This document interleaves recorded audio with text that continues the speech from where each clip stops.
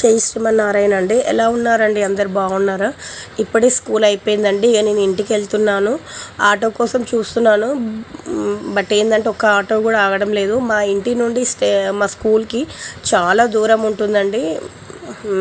చాలా అంటే చాలా దూరం ఉంటుంది. మా ఇంటి నుండి స్కూల్కి దగ్గర దగ్గర ఒక 45 మినిట్స్ అయితే నాకు వాకబుల్ డిస్టెన్స్ ఉంటుందండి. సో ఇక నేను ఆటో కోసం చూశాను, బట్ ఆటో రాలేదు. ఇక మెల్లగా నేనే నడుచుకుంటూ ఇంటికి వెళ్తున్నానండి. గౌతమ్ కృష్ణకైతే ఇంకా జ్వరం తగ్గలేదండి. ఫుల్ సిక్ అయిపోయి ఉన్నాడు. అసలు దగ్గర దగ్గర 5 రోజులు అవుతుంది వాడు స్కూల్కి రాక. అలాగే ఇక నేను ఒక్కదాన్ని వెళ్ళొస్తున్నా. ఇక వాడేమో అట్లా అసలు ఎంత అంటే అంత వీక్ అయిపోయాడండి. Full cough, cold. Sorry for the disturbance. నాకు కూడా ఫుల్ కాఫ్, కోల్డ్ ఉందండి. ఇవాళ రేపు అందరికీ ఇలాగే ఉందంట. నేను కూడా డాక్టర్ దగ్గరికి వెళ్ళి చూపించాను. వైరల్ ఫీవర్స్ అని చెప్తున్నారు. కొంచెం మీ ఇంట్లో కూడా ఉన్న పిల్లల్ని చాలా జాగ్రత్తగా చూసుకోండి. ఎందుకు అంటే ఇప్పుడు ఒకటేసారి క్లైమేట్ అనేది చేంజ్ అయిపోయింది అండి. సో ఇక చిన్నపిల్లలు అయితే చాలా జాగ్రత్తగా ఉండాలి. మా గౌతమ్ కృష్ణ యాక్టివ్గా ఉన్నప్పుడు మాత్రం ఇల్లు బీకి మొత్తం పందిరి వేసేస్తాడు. అంత అల్లరి చేస్తాడండి. అసలు ఒక్క చోట సిమితంగా ఉండడు. ఇప్పుడు ఇక వానికి 5 రోజుల నుంచి ఫుల్ జ్వరం వచ్చింది. ఇక సైలెంట్గా పడుకున్నాడండి.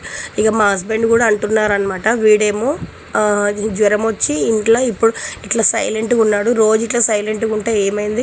ఒక్కరోజు కూడా సైలెంట్గా ఉండడు. అల్లరి చేసేస్తాడు. అసమానం డాబా మీద కొరుకుతాడు. ఒక్క చోట ఉండడండి మా బాబు అయితే. సైకిల్ దొక్కడము, ఆ తర్వాత గల్లీలో దోస్తులు ఉంటారు కదా, వాళ్ళతోటి మీటింగ్లు పెట్టడము ఇట్లా చేస్తుంటాడు. అసలు ఏమి తినలేదండి. కనీసం కొన్ని పాలు కూడా తాగలేదు. ఇక అటు ఇటు చేసి ఇక నేను ఫోను అది చూపించి కొన్ని పాలైతే తాపిచ్చేసి వచ్చానండి. ఇక నాకు కూడా కొంచెం పనులు ఉంటాయి కదా ఇంట్లో. ఇక నేను నా పనుల్లో నేను బిజీ అయిపోయానండి.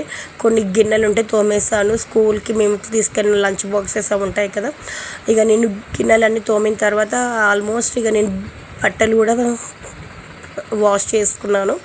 సో ఇక అప్పుడే మా బాబు వచ్చాడండి కాలేజ్ నుండి.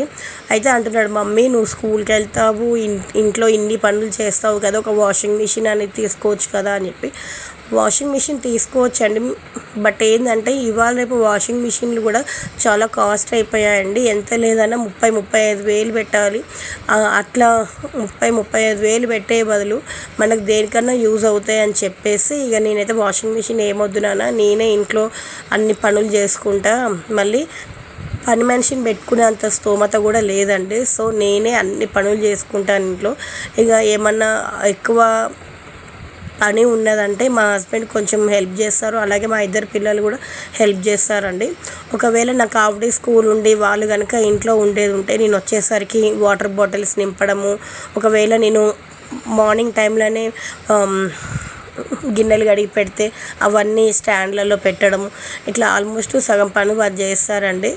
కాకపోతే ఏంటంటే బట్టలు పిండడం అయితే వాళ్ళకి రాదు. సో అవి అయితే నేనే వచ్చి పిండుకుంటాను బట్టలు.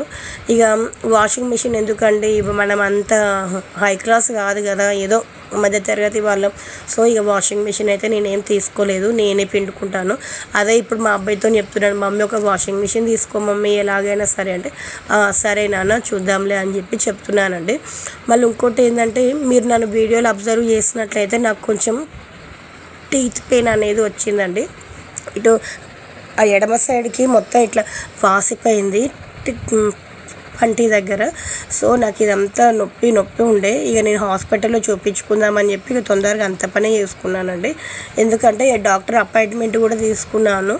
అయితే డాక్టర్ ఏమన్నారు, 6:30 7 వరకు వచ్చేయండి అమ్మా అని చెప్పి అన్నారనమాట. ఇక నేను మా రామ్ చరణ్ ఇద్దరు కలిసి హాస్పిటల్కి వెళ్ళాలండి. చూద్దాం ఆ డాక్టర్ ఏమంటారో. నాకైతే 4 డేస్ నుండి అయితే నాకు ఈ టీత్ పెయిన్ అయితే చాలా హెవీగా ఉంది. సో ఇక వెళ్దామని చెప్పేసి అన్ని పనులు అయితే ఫినిష్ చేసుకున్నాను. అయితే మా రామ్ చరణ్ అంటున్నాడు, మమ్మీ ఎంతకని పనులు చేస్తావు మమ్మీ, ఒక ఆడపిల్ల ఉంటే అయిపోతుండే కదా అని. ఏం చేయాలి నాన్న, నాకు మీ 2 సంతానం ఉన్నారని చెప్పి నేను అన్నాను. ఇక హాస్పిటల్కి వచ్చామండి. డాక్టర్ అయితే లోపల ఉన్నారు, కొంచెం వేరే పేషెంట్ తోటి మాట్లాడుతున్నారనమాట. ఇక సో నేనైతే ఇక్కడ కూర్చున్నానండి. ఈ డాక్టర్ కూడా చాలా ఓపికగా చూస్తారు.